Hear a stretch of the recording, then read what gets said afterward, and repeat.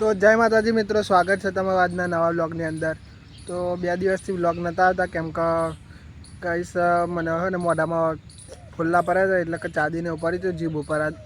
આ જોઈ શકો તમે જીભ ઉપર, એટલે બોલાતું નહોતું કે પાણી નહોતું પીવાતું, એટલે વ્લોગ નહોતો બનાવતો 2 દિવસે। આજે થોડું સારું લાગે એટલે વ્લોગ બનાવું છું। અને આજે તો હું આવ્યો છું ગાઈસ ખેતરમાં।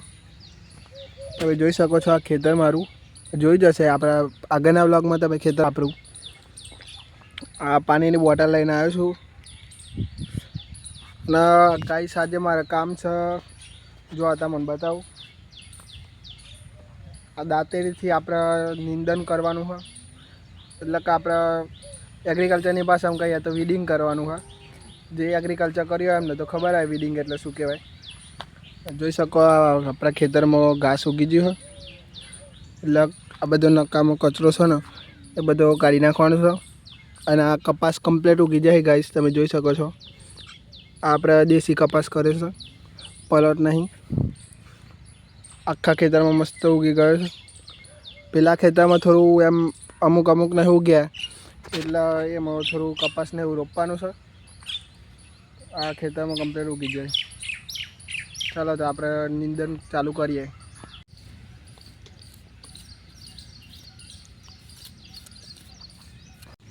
તો ગાઈસ આ રીતે જ આપણા આખા ખેતરનું કચરું કાઢવાનું છે, જો તમે બતાવું। જોઈ શકો આપણા દાંતેરીથી નિંદન કરીએ છીએ। આ 2 બાજુની પાર ઉપર જે ઘાસ ઉગ્યો ને એ બધું કાઢવાનું છે। અને આ કપાસની આજુબાજુ વાળું ધીમેથી કાઢી લેવાનું। અને અમુક છોડ પાછળથી રોપેલા હતા ને, છોડ તો નહીં પણ કપાસનું બિયારણ એ અમને ઉગા જોવા દેખાતું હશે। અડધું સળિયું કરી નાખ્યું। આ રીતે જ આપણે બધું ઘાસ કાઢવાનું। અને વરસાદ પડ્યો એટલે કે ભેજ સારો હોય ખેતરનો જમીનમાં હોય, એટલે મસ્ત રીતે નીકળી જાય છે બધું ઘાસ, જો તમે જોઈ શકો। અને ગાઈસ તમારે તો વરસાદ પડ્યો તો નહીં પડ્યો કોમેન્ટ કરજો। અમારે તો પરમ દિવસે બહુ જ પડ્યો વરસાદ, અને નદીમાં જોરદાર પાણી આવી ગયું હતું। નદીનું બહુ જ પાણી આવ્યું છે। આ રીતે આપણે આખા ખેતરનું ઘાસ કાઢવાનું છે। આ બાટલું તો હું કરી નાખ્યું, બધું મારા દાદાને 2 થઈને કરી દઈશું અમે। તો ગાઈસ ફાઇનલી આપણે એક આખું સળિયું મસ્ત સાફ કરી નાખ્યું અને નિંદન કરી નાખ્યું, ઘાસ કાઢી નાખ્યું બધું।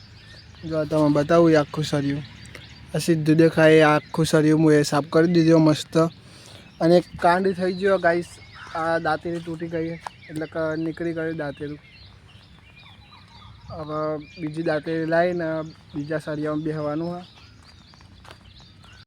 મિત્રો તો મને એક વસ્તુ બતાવું, અને એ વસ્તુ હોય ને એટલે કે એ જીવ વરસાદ પર અને જમીનમાંથી નીકળે તો મને બતાવું, તો એ કોમેન્ટ કરજો કે એ જીવને શું કહેવાય।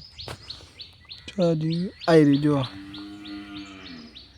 આ જીવને શું કહેવાય મિત્રો, તો કોમેન્ટ કરી દેજો।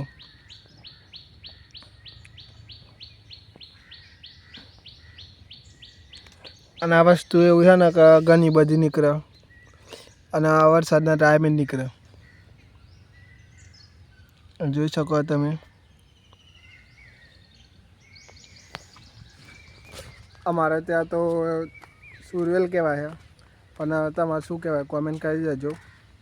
મિત્રો 11:30 થઈ ગયા છે અને અત્યારે અમે જઈએ છીએ ઘેર, ખાવા માટે જઈએ છીએ। પછી પાછા આવવાના 2-2:30 વાગ્યા પછી આવવાનું ખેતરમાં પાછું।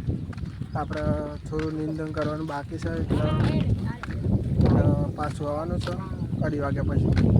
મનમાં દાદુ 2 પાછા આવવાના। અત્યારે મારા દાદાને 2 જઈએ છીએ ઘરે ખાવા માટે। તો ફાઇનલી મિત્રો હું મારા ઘેર આવી ગયો છું, અને હવે હું જમવા બેસી જાઉં। જોરદાર ભૂખ લાગી, ખેતરમાં કામ કરી કરીને તો બહુ ભૂખ લાગે, એટલે હું ખાવા બેસી જાઉં। ખાઈ સવારે જમીન પછી ખેતરમાં નહોતા ગયા કેમ કે આપણા ઘરે થોડું કામ હતું, અને અત્યારે પાણી આવી ગયું છે તો હું પાણી ભરું છું। તમે જોઈ શકો હું પાણી ભરું છું। અને અત્યારે ગાઈસ વાગી જશે 8:30। તો આપણે વ્લોગને અહીંયા એન્ડ કરીએ છીએ। તમને ગમ્યો હોય તો લાઈક, ફોલો અને શેર કરી દેજો, અને આપણી ચેનલ પર નવા આવેલા હોય તો ચેનલને સબસ્ક્રાઈબ કરી દેજો। ત્યાં સુધી ટાટા બાય બાય અને જય માતાજી।